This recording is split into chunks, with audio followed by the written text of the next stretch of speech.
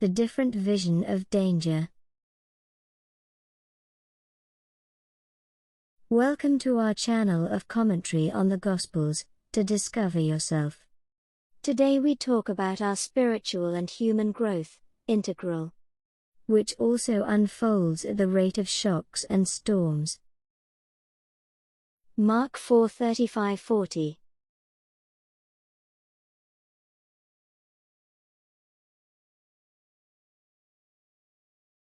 In the evening of that same day Jesus said to his disciples, "Let us go to the other side of the lake." They left the crowd and took Jesus in the boat he was already in. Other boats also accompanied him. At a certain point the wind began to blow so violently that the waves were spilling into the boat, and it was already filling with water. Meanwhile, Jesus was sleeping at the bottom of the boat, his head resting on a pillow.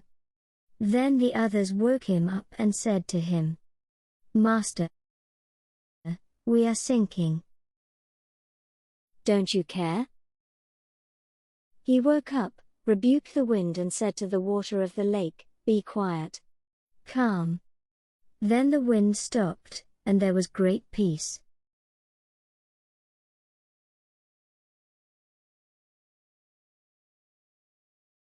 Then Jesus said to his disciples, "Why are you so afraid? Do you still have no faith?" Mark 4:35-40.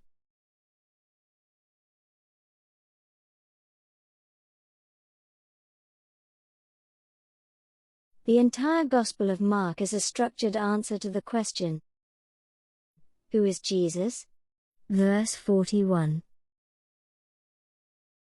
His direction of travel seems to go against the grain, and he brazenly breaks the rules accepted by everyone.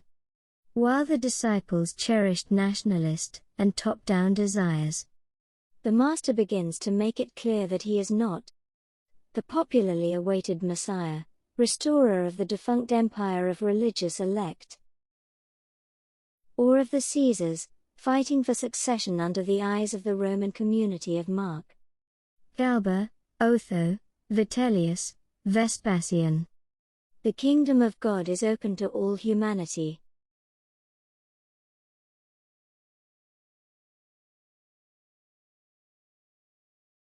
That in those times of tossing, torn apart by the civil war following Nero's follies, was looking for security, welcome, points of reference. Everyone could find a home and shelter there, verse 32b.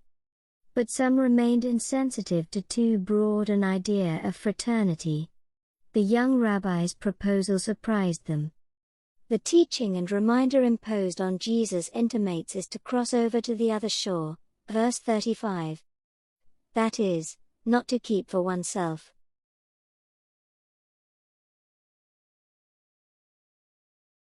The Father's riches had to be communicated to the pagans. Yet some veterans didn't want to hear about risky disproportions. They were calibrated on customs of common religiosity, and a limited ideology of power.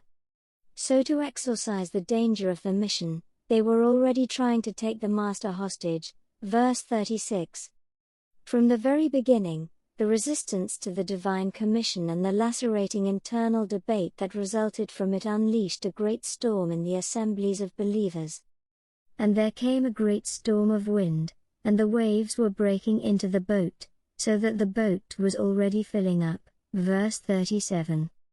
The storm concerns only the disciples, the only ones dismayed, not Jesus.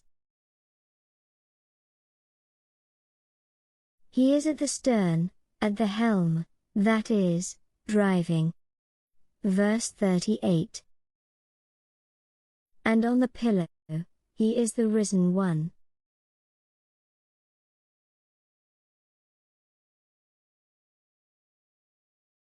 What happens inside?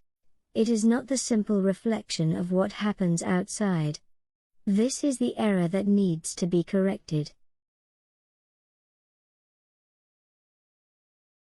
From the peace of the divine condition that dominates chaos, verse 39.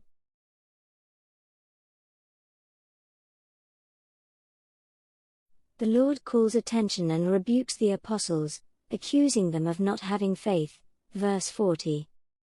In short, are we confused, embarrassed, and the chaos of patterns rages? Paradoxically, we are going on the right path, the way of the Exodus. But we must not be overcome by fear. Emotionally relevant situations have their meaning, carry a significant appeal. Introduce a different introspection. The decisive change.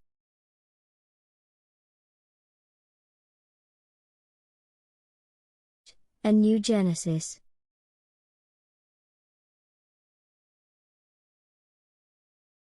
In fact, the trials activate souls in the most effective way, because it frees us from the idea of stability and puts you in contact with hidden energies, starting the new dialogue with events in Him.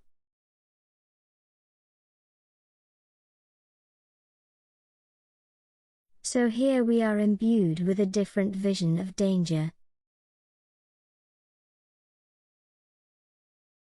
In fact, it seems that Jesus expressly wants the dark moments of comparison and doubt, verse 35.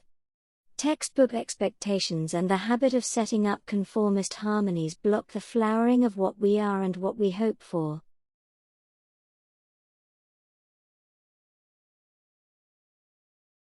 What is annoying or even against has something crucial to say.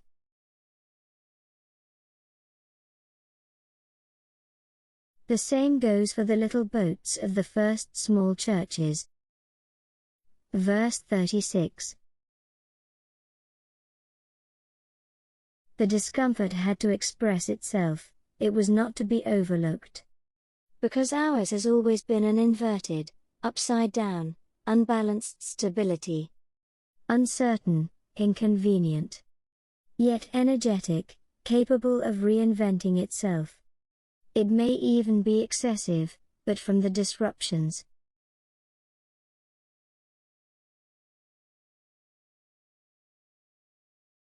And observing our own dark sides in others.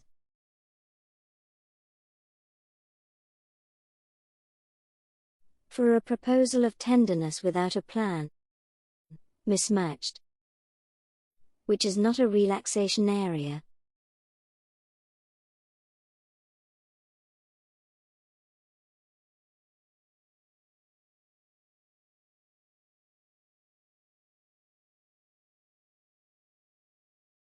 Love that rhymes with terrible anxiety.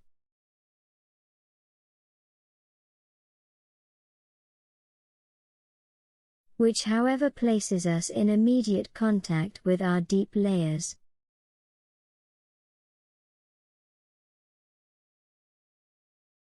And with the existential peripheries, everywhere.